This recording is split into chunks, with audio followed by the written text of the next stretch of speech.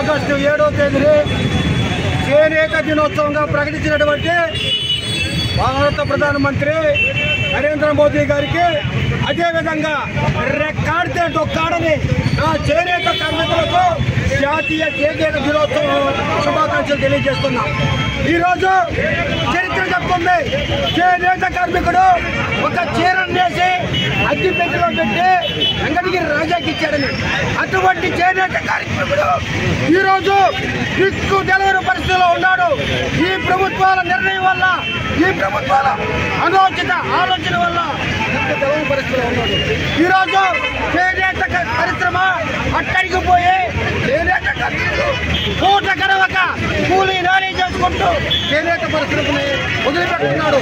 ఈ ప్రభుత్వాల్లోనే చెప్తున్నాం, చేనేత కార్మికులకి ఇవాళ చేనేత బజార్లు ఏర్పాటు చేయాలి. చేనేత కార్మికులందరికీ ఎందుకంటే ఇవాళ చేనేత కుటుంబాలని ఆదుకోవాలని ప్రతి చేనేత కార్మికులకి అనుబంధ సంస్థలకి చేనేత ఇవ్వాలని నేను డిమాండ్ చేస్తున్నాం. చేనేత కార్మికులు